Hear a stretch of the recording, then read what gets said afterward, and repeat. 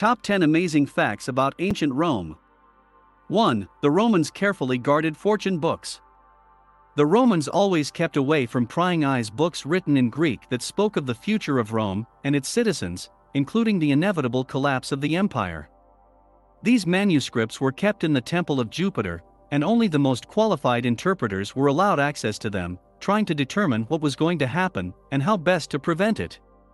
Legend has it that one day an old woman approached King Tarquinius the Proud, at a time when Rome was still ruled by Etruscan kings. She offered him 9 books at an absurdly huge price, so the king refused. The old woman burned 3 books and then offered to buy the remaining 6 at the same price. Tarquinius refused again, but this time he began to question what he was rejecting.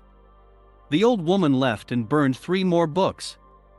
When she returned with the last 3, the king bought them.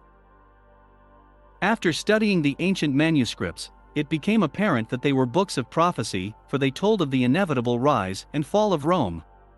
From that day on, the books of the Sibyls were kept secret and carefully guarded, and were only taken out when Rome was in danger and needed answers. 2. Crassus' fire brigade was the most corrupt fire department. Rome's first triumvirate consisted of 3 very powerful men: Gaius Julius Caesar, Gnaeus Pompeius, and Marcus Licinius Crassus. Crassus, who was essentially in the shadow of Caesar and Pompey, is not usually talked about in most history textbooks. He was a true misanthrope whose avarice and lack of humanity were legendary. One little-known story about Crassus concerns his fire department. It would seem that what was wrong with creating a unit to put out fires that were a huge threat to Rome, which was full of wooden buildings. There is one little but. The fire brigade would arrive on the scene and did nothing until the owner of the blazing house sold his property to Crassus for pennies on the dollar. Only then would the house begin to be extinguished. 3. Publicans were the mafia of ancient Rome. Tax collector has always been a thankless profession. But tax collectors today are far more benevolent and loyal than their ancient counterparts. In the 2nd century BC, Roman businessmen who took property from the state were called publicans. Arriving in newly conquered provinces, they engaged in taxation, which they levied on the locals. As can be easily guessed, they usually squeezed out as much money as they could from the poor people. The wealth accumulated by the publicans led them to control trade, banking, and shipping. The publicans collected a decum tax, 10% of the harvest, much of which went to the Roman government. Since some of this wealth ended up in the pockets of Roman politicians, almost any actions of the publicans were silently condemned but tolerated. 4. The man who infiltrated a festival exclusively for women. In December, ancient Rome celebrated the festival of the good goddess. Women gathered together to hold rituals dedicated to the goddess, and men were strictly forbidden to participate in this festival. Even statues of men had to be covered with veils during it. This, however, did not prevent Publius Clodius Pulchris from disguising himself as a girl flutist or harpist, according to some accounts, and infiltrating the sacred festival. When he was unmasked, the case almost ended in execution for insulting the goddess of chastity. The offender survived only thanks to his patrons, who had bribed the judges and the Senate. 5. King Mithridates grew up in the wilderness and was immune to poison. Although he was not actually a Roman, King Mithridates VI of Pontus played a tremendous role in Roman history. He was one of the greatest threats to the Roman state, comparable to Hannibal of Carthage. As a child, Mithridates was persecuted by his mother. Forced to take refuge in the forest, he lived there for 7 years, where he constantly fought wild beasts and ate venison. During this time, the future king constantly took sublethal doses of poisons until he developed immunity to them.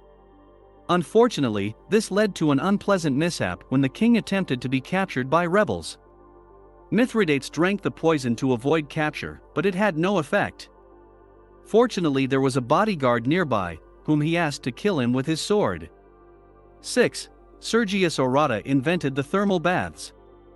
As today, many wealthy townspeople in the ancient world vacationed in resorts, one of the most popular of which was Pozzuoli. They were quick to buy up accommodations in this town, so that their vacation would not be marred by poor people. The resourceful businessman Sergius Orata was known for selling the most delicious oysters on this side of the Rubicon. However, he was also known for a popular invention called balnei pensiles. Some claim it was a hot shower, while others believe it was an underfloor heating system. 7. The Emperor Caligula appointed his horse a member of the Senate. According to historian Gaius Suetonius Tranquillus, Emperor Caligula so adored his stallion Cincinnatus that he appointed him a member of the Senate. Some think this was a sign of insanity. Other scholars argue that it was done to insult and humiliate the senators and the elite.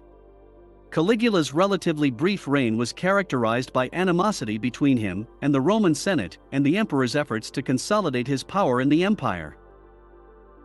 By entrusting high public office to his horse, Caligula made it clear to his subordinates that their work was so meaningless that even an animal could do it. 8. The Romans worshipped the gods of excrement. Sterculus was the Roman god of manure and fertilizer. But this is not the strangest member of the local pantheon. The Romans also prayed to Cloacina, goddess of sewers, as well as Crepitus, god of toilets. Cloacina was the patron goddess of the main drain of the city of Rome, which was known as the Cloaca Maxima. Subsequently, the Romans began to venerate Cloacina in various ways: goddess of purity, goddess of filth, and protector of sexual intercourse in marriage. Over the centuries she was associated with Venus, the goddess of beauty and love, and gradually Cloacina became known to many as the Venetian Cloacina. 9. A group of women were accused of mass murder by poisoning. The theme of poisons and poisoning is often touched upon in Roman literature. Apparently, poisoning was much more common in antiquity than in modern times. The first known ancient Roman record concerning this type of crime claims a large number of deaths. Although this was probably caused by an epidemic, it was specifically related to poisoning. After many citizens had died of the same ailment, a slave woman informed the Curulitals, official magistrates, that the sudden upsurge in deaths was caused by poisons made by Roman matrons. 20 matrons, including even patrician women, were accused of putting poison in beer that they thought was useful. The authorities proved their guilt very simply by making the women drink their own brew. In the end, they all died from their own beer. Who these women were, and what their motive was, no one will ever know. 10. Rome was ruled by a transsexual emperor. Although Emperor Elagabalus is known to historians, most people have never heard of him. Not surprisingly, most history textbooks avoid this topic because it involves an emperor who was transsexual. The theme of Elagabalus' genitals appears frequently in many of his stories.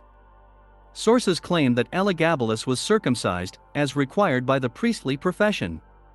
There are claims that his penis was infibulated.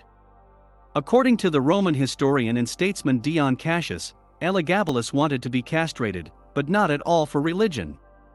In fact, according to Cassius, it was for the sake of womanhood. Many historians today interpret this to mean that the young emperor was transsexual.